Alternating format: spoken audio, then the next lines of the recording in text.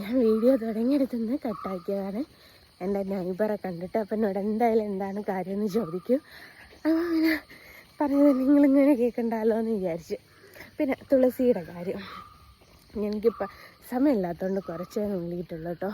കാരണം ഇന്നലെ 3:30 എങ്ങാണ്ടായിരിക്കും ഞാൻ ഉറങ്ങുമ്പോൾ. എനിക്ക് ഉറക്കം വന്നതേ ഇല്ല. പിന്നെ മെഡിസിൻ എടുത്ത അതുകൊണ്ടാണെന്ന് തോന്നുന്നു ഞാൻ ഉറങ്ങിപ്പോയി. പിന്നെ അരുണ് പോകുന്ന സമയത്ത് എന്നെ വിളിച്ചിട്ടുണ്ട് പോലും. മെഡിസിൻ്റെ ആ ഒരു ഇതുകൊണ്ടായിരിക്കും ഞാൻ പിന്നെ അവിടെ തന്നെ കിടന്നേച്ചു.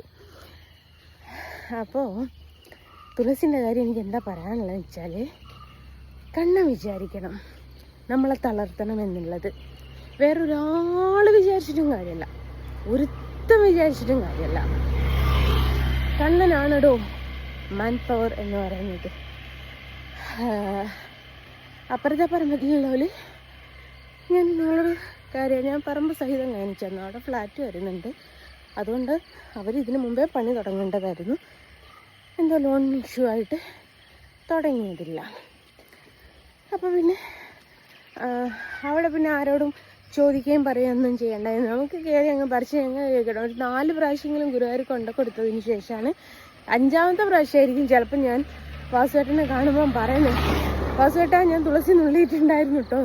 അയ്യോ എൻ്റെ മോളെ, ഞാനതൊക്കെ വെട്ടിക്കളഞ്ഞല്ലോ, അവിടെ പണി തുടങ്ങുന്നുണ്ടല്ലോ എന്ന് പറയും. അതാണ് നിങ്ങൾ ആദ്യം കേട്ട ആ പാട്ടിൻ്റെ അർത്ഥം. അപ്പോൾ ഇവിടെ തൊട്ടപ്പുറല്ലേ അവരോട് എനിക്ക് ചോദിക്കാൻ ചെറിയൊരു മടി. വേറെ ഒന്നുമല്ല, ഒരു വോയിസ് ഒരു എന്താ ഏതൊരു കോയക്ക് വേണ്ടിയിട്ടാണ് അവിടെ നിന്ന് ചേർക്കാൻ പറഞ്ഞിട്ടുണ്ടായിരുന്നു.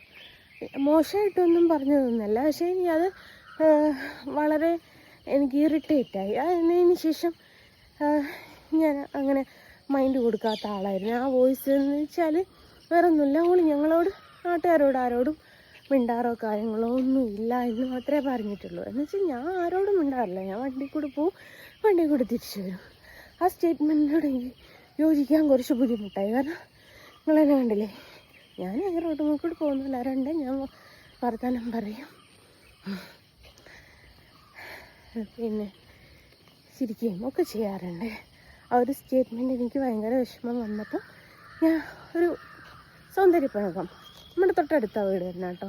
ഒരുപാട് അങ്ങോട്ടും ഇങ്ങോട്ടും ഹെൽപ്പായിട്ട് നിൽക്കുന്ന ആൾക്കാരുമാണ്.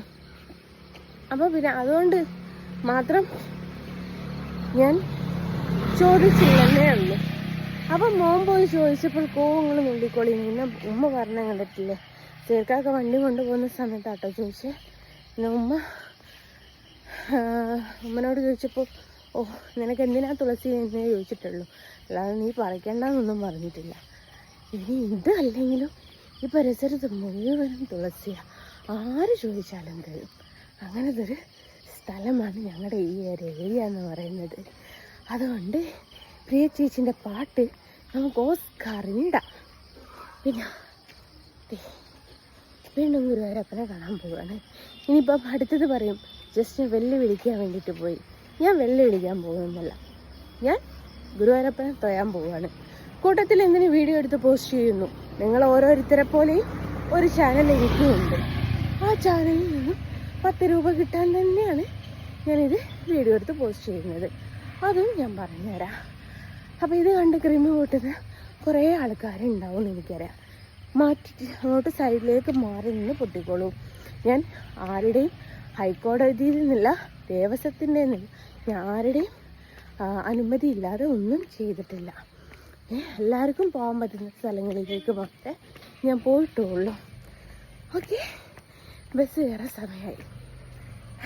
അപ്പം ബാക്കി വിശേഷങ്ങളൊക്കെ ബസ്സിലെത്തിയിട്ട് കുറ്റിയാട് എത്തിക്കുന്നുണ്ട്. 20 മിനിറ്റ് കൊണ്ടോന്ന് ഉള്ളിൽ കിട്ടും. പക്ഷെ ഞാൻ എത്തുമെന്ന് എനിക്ക് തോന്നുന്നില്ല. എത്തിയില്ലേ അടുത്ത ബസ് കയറണം, ടാക്സുള്ളൂ, അത്രേ ഉള്ളൂ.